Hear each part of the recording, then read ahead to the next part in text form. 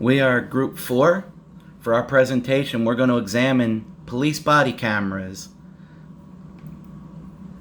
Our motivation for this topic and why it's important is that we feel that police brutality remains an egregious issue that we still face today. In this project, we want to analyze the effectiveness of these body cameras in police brutality prevention.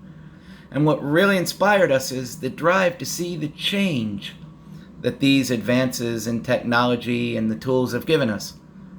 When we started the idea, we immersed ourselves solely in the topic of, did it stop police brutality or not?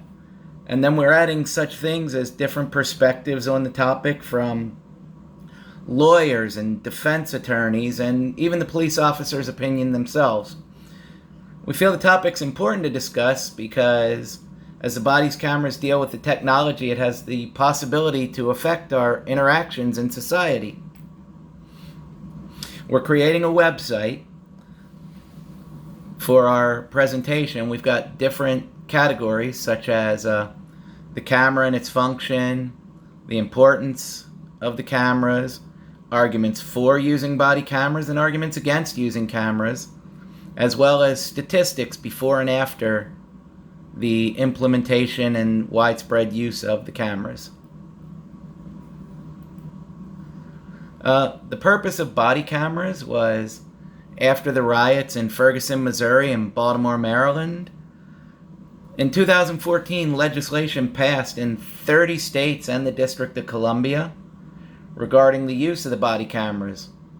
It was designed originally to reduce the use of illegal force by law enforcement towards citizens. It was targeted primarily towards minorities and individuals who resided in low-income areas. Where you live is important. Something that shocked us is the fact that you are much more likely to be killed by police in Oklahoma than you are in Georgia. If you kind of look at the map here, this area right here is Oklahoma. It's a much smaller state, much higher concentration of reports than over here in Georgia, which has a higher population.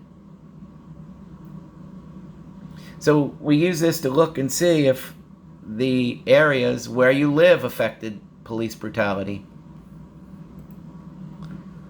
We've got information about the cameras themselves. It's a little bit of the technology, the layout of the cameras, what they do, what they're designed for, and the idea that each officer has the ability to turn off the audio, the video recording, or both. And are they doing that to decrease or increase the likelihood of getting caught? Now, the police perspective and the pros and cons of the body cameras. We've found studies that ask the police how they feel about using the body cameras as a way to reduce the excessive force. Many officers feel wearing the cameras has increased the amount of assaults against officers by citizens who don't want to be recorded and lash out to grab at the camera or to get it from the officer. They feel that being required to wear the camera so frequently is a lack of privacy to the officer who's actually wearing the camera. They have a pre-record button where it's basically a rolling video link.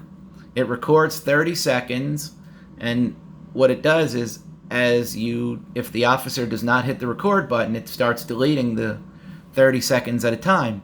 If the officer hits the record button, then the camera saves the prior 30 seconds to it.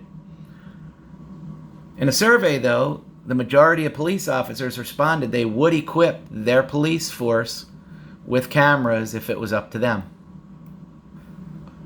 Some of the biggest problems we find with the cameras is that officers are often allowed to view footage before writing their reports, which is the case of the attorneys having trouble with them. 34 civil rights groups are against allowing officers to view footage before they write their police reports.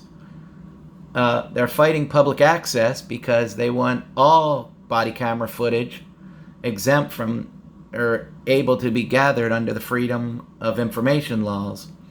And 59% of the time, cameras were not activated during use of force events in New Orleans between the months of April and June 2014. So are the police cameras just there as decoration, or are they actually serving a purpose?